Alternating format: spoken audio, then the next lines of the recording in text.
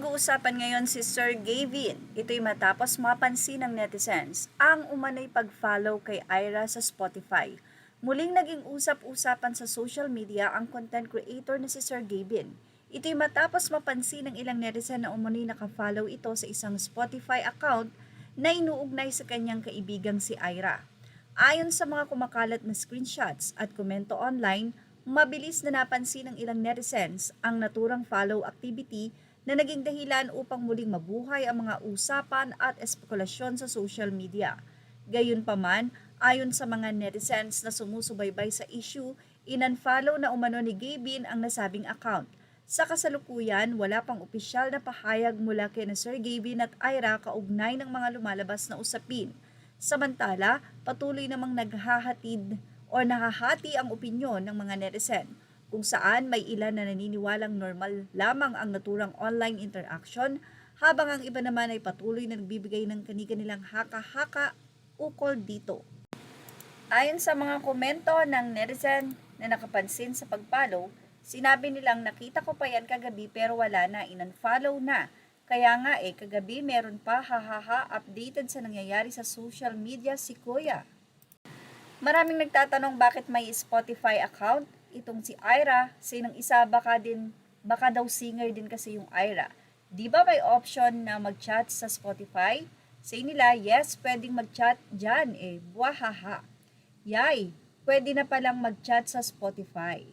Well, say ng isa, akala ko artist lang pina-follow dyan. Ano naman kaya ang masasay ni Sir Gavin sa screenshot na lumabas na ito na isang convo? Oo, proud pa daw yung girl na siya papakasalan kasi pinunta niya yung girl sa puntod ng tatay nila Gavin. Oo daw, yung kabet, grabe ang lala naman pala. Alam mo, sobrang invested ako kasi dahil kay Elma naawa ako, ramdam mo yung sakit at bigat, tapos totoo pala to.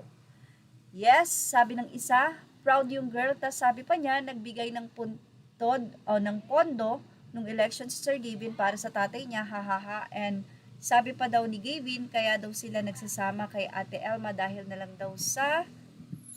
Narito pa ang patuloy ng convo. Yung kaibigan ni girl nagsabi sa akin na patay daw si Gavin kay girl kaya di niya mapakasalan si Ate Elma.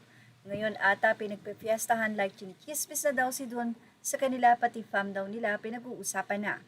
Say naman ng isa, yan karma na yan sila. Kaya pala may repost si Elma na may mga bagay siyang kinikimkim na di niya masabi sa iba.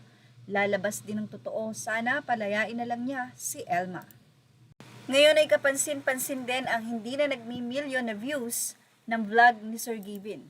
Marami ang nagsabing mag-unfollow at hindi na nga gustong mapanood pa dahil na rin sa palagay nila ay hindi na makatotohanan pa at hindi nakatanggap-tanggap para sa kanila na mapanood si Sir Gavin matapos ang nangyaring hiwalayan nila ni Elma. Maraming mga followers nila ang talaga namang nasaktan, lalo na nga kung third party ang dahilan, at kahit i-deny pa ito ni Sir Gavin, siguradong darating ang panahon na hindi nila ito maikakaila, say pa ng mga fans. Marami ang nag-promise kay Ma'am Elma na susuportahan siya, magpakatatag lang, at marami ang nagsabing hindi na nila susuportahan ang isang cheater like Sir Gavin.